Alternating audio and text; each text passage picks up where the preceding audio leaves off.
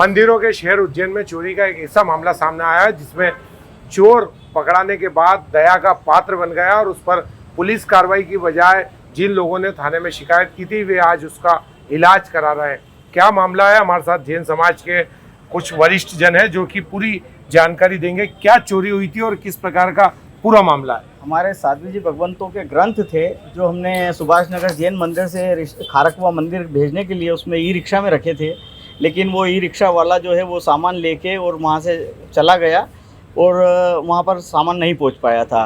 बाद में हमने नीलगंगा थाने में आवेदन दिया और वहाँ के टीआई साहब एवं उनकी पूरी टीम ने पूरी जवाबदारी पूर्वक भूमिका निभाते हुए उस व्यक्ति को पान बिहार से गिरफ्तार करके लाई और हमारा सारा सामान और साध्वी जी के जो ग्रंथ वगैरह थे वो सब हमें सकुशल प्राप्त हो गए। और उसके बाद हम लोगों ने उसके खिलाफ किसी भी प्रकार की कार्रवाई करने से टीआई साहब से निवेदन किया और उन्होंने उसको सहर्ष स्वीकार किया। कार्रवाई करने के लिए निवेदन किया या कार्रवाई नहीं करने के लिए? कार्रवाई नहीं करने के लिए, क्योंकि उसका स्वास्थ्य वगैरह भी हमें खराब दिखा, इसलिए हमने उसको कार्रवाई करने से मना कर दिया। अच्छा, जो ग्रंथ थे वो कितने वर्षों की मेहनत थी? और वो कम से कम हमारे साध्वी जी भगवंतों ने 8 या 9 साल से वो ग्रंथ लिख रहे थे और वो बिल्कुल फाइनल स्टेज पे थे, प्रिंट होने जाने वाले थे। हो सकता है कि शायद अगर वो हमें नहीं मिलते तो वो ग्रंथ जो है कभी भी प्रिंटिंग के लिए ही नहीं जा पाते, क्योंकि अब उनकी स्थिति नहीं है कि वो नए सिरे से उन ग्रंथों को वापस से लिख सके। हमारे साथ थाना प्रभारी विवेक कनोडिया जी हैं। सर, उज्जैन में लगभग 5000 से ज़्यादा ई रिक्शा हैं। ई रिक्शा से जब चोरी का मामला सामने आया था तो कैसे पकड़ा गया आरोपी?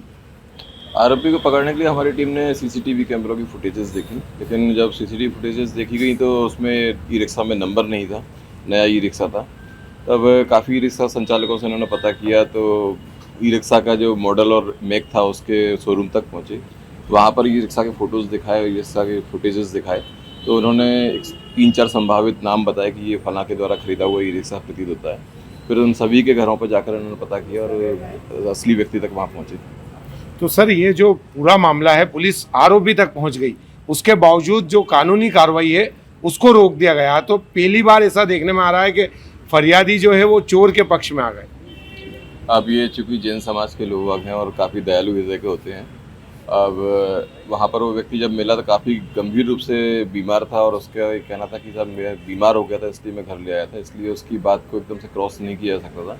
और फिर उन्होंने इस संबंध में खुद उसका इलाज फिर करवाने की जिम्मेदारी लेते हुए आग्रह किया कि सर इसको नहीं किया जाए। और उसके बारे में हमने जब रिकॉर्ड खंगाला तो पूर्व कोई रिकॉर्ड नहीं था, इसलिए इस चीज़ को उनके इच्छानुसार उसको टेकल किया। जो प्रतिष्ठानों पे जो सीसीटीवी कैमरे रहते हैं वो कितने कारगर साबित होते हैं? पुलिस हमेशा जो व्यापारी है उनको इस बात के लिए मोटिवेट करती है कि आप कैमरे जरूर लगाएं।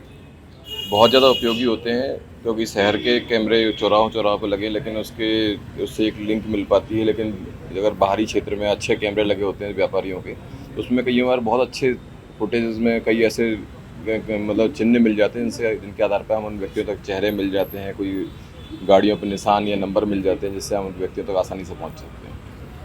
ये उज्जैन में चोरी का अनूठा मामला है जिसमें जो फरियादी है वे आज आरोपी के पकड़े जाने के बाद उसकी दयनीय स्थिति होने की वजह से उसका इलाज भी करा रहे हैं।